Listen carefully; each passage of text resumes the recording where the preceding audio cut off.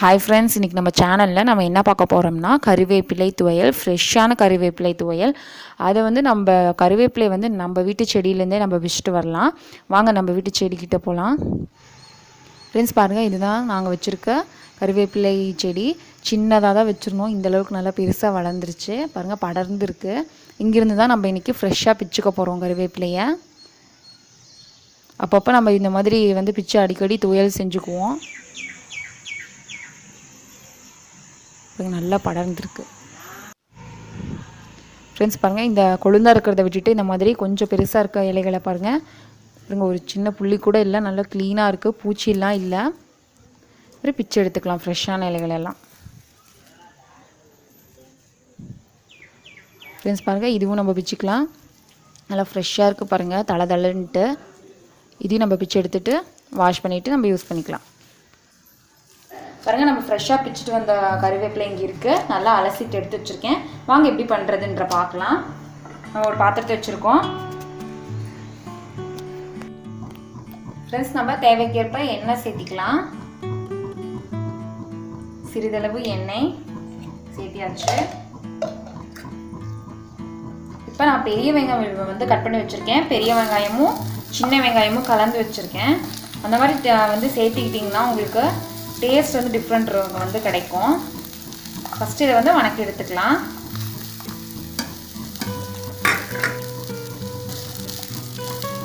சிறிதளவு எண்ணெய் விட்டு வெங்காயத்தை ஃபஸ்ட்டு வணக்கி எடுத்துக்கோங்க.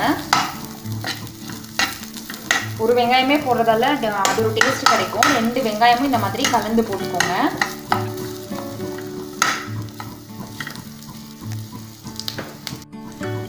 ஃப்ரெண்ட்ஸ், கல்லுப்பு சிறிதளவு எடுத்து வச்சுருக்கேன். இந்த துவையலுக்கு தேவையான கல்லுப்பு சேர்த்திக்கலாம். உப்பு சேர்த்துறதால சீக்கிரம் வெங்காயமும் வணங்கிடும். இதுக்கு இஞ்சி தேவையில்லை. ஒரு சின்ன சின்ன பூண்டு தான் எடுத்து வச்சுருக்கேன் பாருங்கள். ஒரு 5 பூண்டு அளவுக்கு எடுத்துக்கோங்க. 5 பல்லு பூண்டு எடுத்துக்கோங்க. குட்டி குட்டியாக எடுத்து வச்சுருக்கேன். இந்த அளவுக்கு பூண்டு இருந்தால் போதும். இஞ்சி தேவையில்லை. கருவேப்பிலை ரொம்ப நல்லது, அடிக்கடி சேர்த்திக்கோங்க.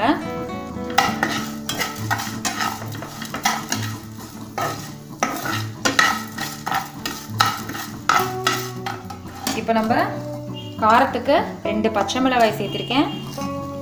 வரமிளகாய் ஒரு 5 சேர்த்திருக்கேன். நீங்கள் உங்கள் காரத்துக்கு சேர்த்திக்கோங்க. நான் சொன்ன மாதிரி பாருங்கள், வரமிளகாயே நான் போடல, பச்சை மிளகாய் வரமிளகாய் கலந்து போட்டிருக்கேன் டேஸ்ட்டுக்கு. இப்படி 2மே கலந்து போட்டால் டேஸ்ட் நல்லாயிருக்கும். துவையிலும் டேஸ்ட் அதிகமாக இருக்கும்.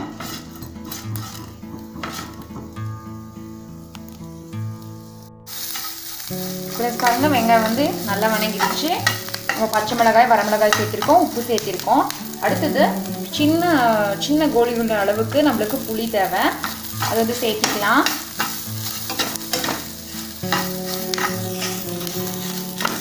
அது போட்டதுக்கப்புறம் நம்ம ஃப்ரெஷ்ஷாக கருவேப்பிலை எடுத்து வச்சுருக்கோம், அதையும் சேர்த்திக்கோங்க.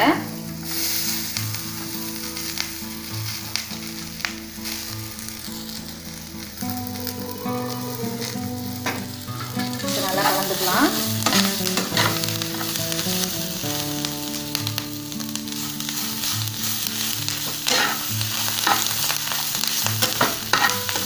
நல்லா சுருண்டு வரட்டும்.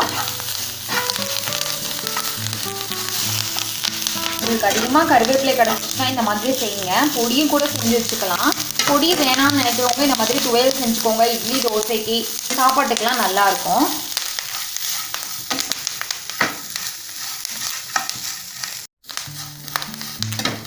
ஃப்ரெண்ட்ஸ் பாருங்கள், நல்லா சுருண்டு வந்துருச்சு. இந்த மாதிரி நல்லா சுருண்டு வரணும் இலை கருவேப்பிலை.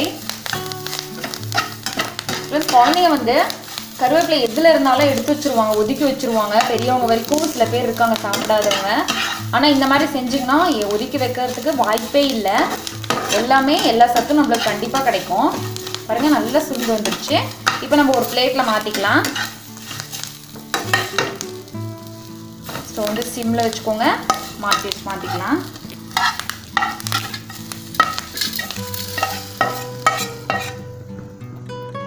இப்போ அதே கடாயில் சிறிதளவு எண்ணெய் சேர்த்திக்கலாம். கொஞ்சமாக உளுத்தம்பருப்பு சேர்த்துக்கோங்க. கடலைப்பருப்பு சிறிதளவு சேர்த்துக்கோங்க.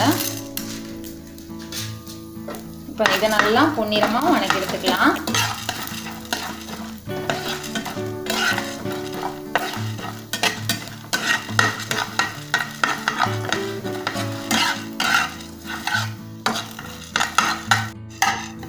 ஃப்ரெண்ட்ஸ் பாருங்கள், நல்லா கலர் மாறிடுச்சு. இப்போ வந்து மாற்றிக்கலாம்.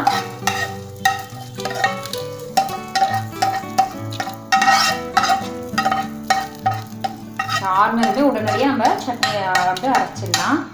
இப்போ இதே பாத்திரத்தில் நம்ம தேங்காய் எடுத்து வச்சுருக்கோம். சிறிதளவு தேங்காய் வந்து எடுத்துருக்கோம். இப்போ சிறிது எண்ணெய் சேர்த்திக்கோங்க. கொஞ்சமாக தேங்காய் பாருங்கள், இந்த மாதிரி எடுத்து வச்சுருக்கேன். தேங்காய் சேர்த்துக்கலாம். தேவைக்கேற்ப தேங்காய். நம்ம எல்லாமே வந்து வணக்கி எடுத்துட்டோம். லாஸ்ட்டாக தேங்காய் போட்டிருக்கோம்.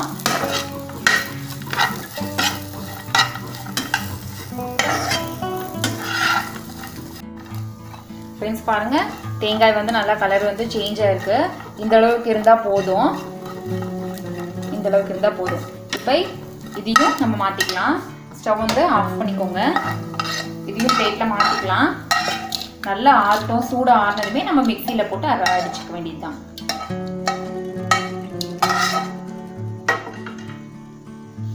நம்மளுக்கு உடனடியாக ரெடி ஆகிடுச்சு பாருங்க. ஈஸியாக செஞ்சிடலாம். குழம்பு இல்லைன்னா இந்த மாதிரி கருவேப்பிலை இருந்தால் போதும், உடனே துவையல் செஞ்சிடலாம்.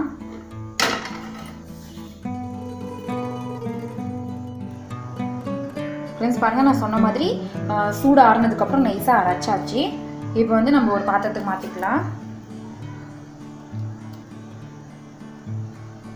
இங்கே எவ்வளோ வேணால் இதில் கருவேப்பிலை சேர்த்துக்கலாம், உங்களோட பிரியம். அந்த வாசம் பிடிக்காதுங்கிறவங்க கொஞ்சம் தேங்காய் வந்து அதிகமாக சேர்த்துக்கிட்டிங்கன்னா அதிகமாக வந்து தெரியாது உங்களுக்கு. ஃப்ரெண்ட்ஸ் நம்ம ஒரு பாத்திரம் வச்சுக்கலாம். இப்போ சிறிதளவு எண்ணெய் சேர்த்திக்கோங்க. நம்ம சட்னி அரைச்சோம் இல்லையா, தாளிச்சிக்கலாம். தாளித்து கொட்டிக்கலாம். எண்ணெய் வந்து நல்லா காயிட்டோம்.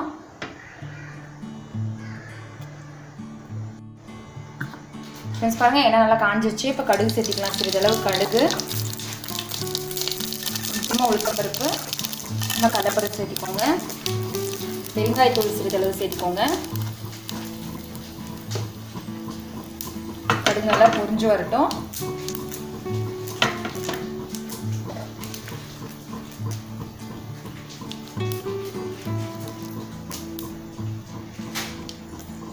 இப்போ வந்து நம்ம சிறிதளவு கருவேப்பிலை.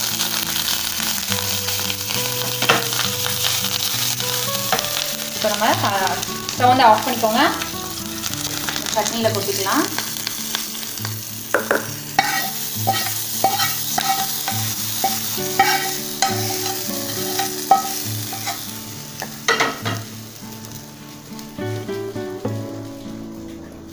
லேசாக கலந்துக்கோங்க.